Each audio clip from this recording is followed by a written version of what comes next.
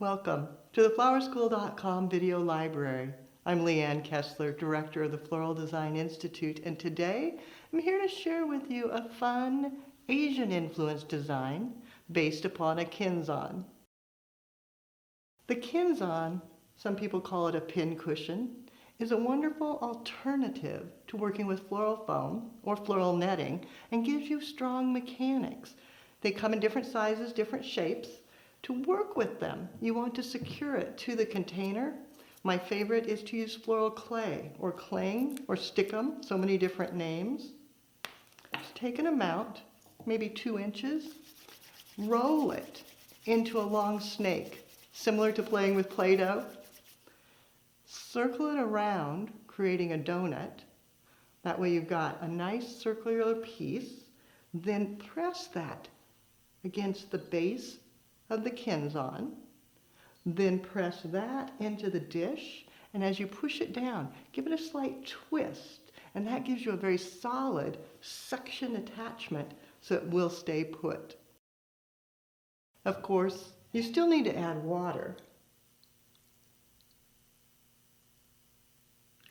That way the flowers will live. Then coming back and start by placing your main flowers. Chrysanthemums will be beautiful in here.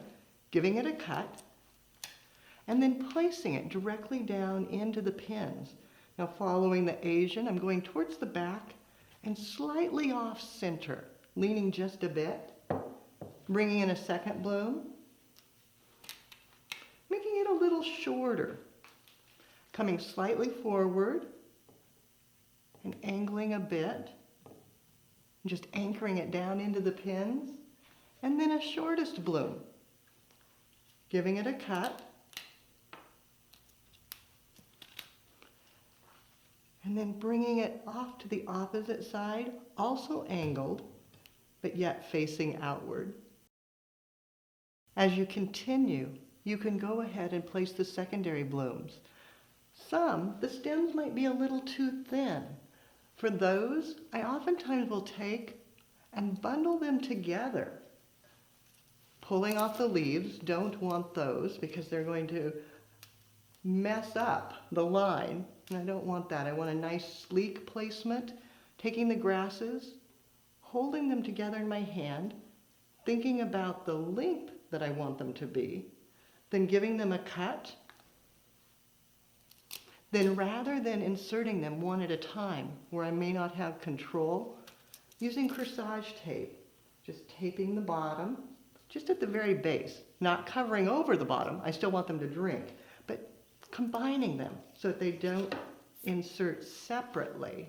Then, just adjusting them and placing them in, and then adjusting. You may not want the leaves, taking those out, pruning, thinking about placement, then coming in with secondary blossoms on the other side, maybe a little bit of Bells of Ireland, angling them. I could do 2 of those, cutting it down, angling, then turning it and looking at it from all sides to make sure the placement is correct. As I stepped in front and looked at it from your angle, I realized this leaf really is extra and shouldn't be there. I also realized this one is too long, so taking him back out, giving him a cut, and then placing it in again. With a Kenzan, you can easily move and adjust because there's no hole in a foam. Then you can go back, maybe adding a leaf, covering up the mechanics, hiding some of the Kenzan, cutting it down, placing the fascia, adjusting, making sure it's in there nice and tight, bringing a bit of the yellow towards the center with solid aster, keeping it very short, just drawing the eye downward to the base of the design. The beauty of working with a Kenzan, it allows you to use minimal materials for maximum impact.